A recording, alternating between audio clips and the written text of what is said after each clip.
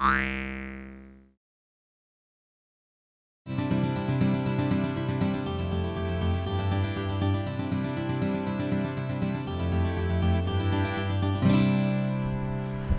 the D&H Canal was built by a variety of contractors.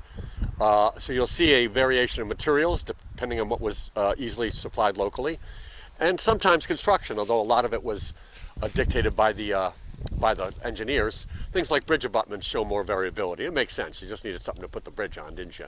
As a consequence, some are just piles of dirt, big mounds of dirt with some stones on the side, and some are like this.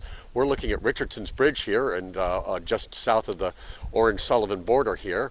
And that would be the berm side bridge there. And as we swing around here, there's what's left of, let me go up there. There is the towpath side abutment. Unfortunately, it's starting to fall down. This one's not as good as the one on the berm side. Once again, as you can see, that one's really kind of in nice shape. But then you see over here, really good bridge abutment. There is the prism right there, and there's what's left of, and there's a lot of stonework there. We're going to move in a little closer. Moving in here on the towpath side, Richardson's Bridge. So this would have been just wide enough for single file here, both boats and mules. So your usual 10-foot now is narrowed down to, I'm going to say that's a 5-foot from that, there's the wall that is extant. So if we get past this debris,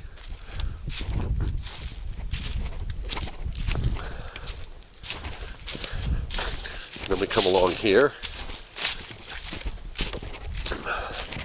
So you can't always tell which way the road came, but in this case it's really easy for me to tell. There's the towpath, but now we're going to go swing around and act like we're going over the bridge. Of course, there's no bridge there now, so we can't do that, but it's a nice, gives you a sense of what it was like. The bridges in the early era would have been covered bridges, believe it or not. Not the roadway, but just the what we call pony truss, very short trussed covered bridges. Now that house wouldn't have been there because it would have been right on the road. And there, we're looking right down on the very well preserved abutment there of Richardson's Bridge. And then let's just see if let's swing over there again. Not much going on, but there must have been a farm. The maps don't show any buildings there, but there must have been a big farm or something there. A reason why they had to have access.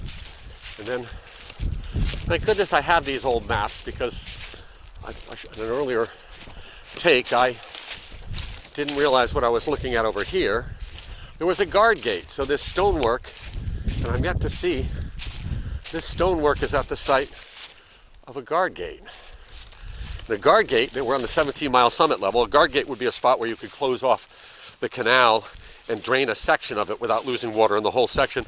A guard gate would be very important on this 17-mile, the longest level. They had different levels. 3-mile level, the 12-mile level, 12-mile level between Port Jervis and Huguenot. I'm down in here, the prism there.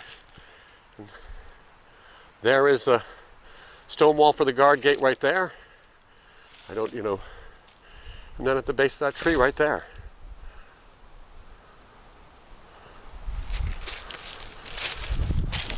It's still in pretty good shape despite having a tree grow through it too. So this would be a spot where, though it's hard to say now looking at it, but this is a spot where they could close off the canal. It's a narrower section, so that they could drain one end or the other without losing all the water in the 17-mile summit level.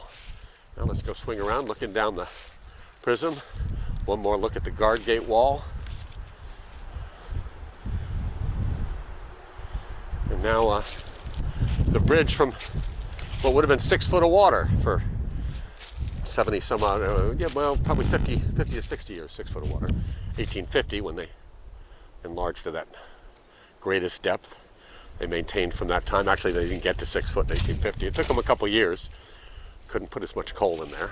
So here we go for a final look here at Richardson's Bridge here in northern Orange County, New York, on the D&H Canal.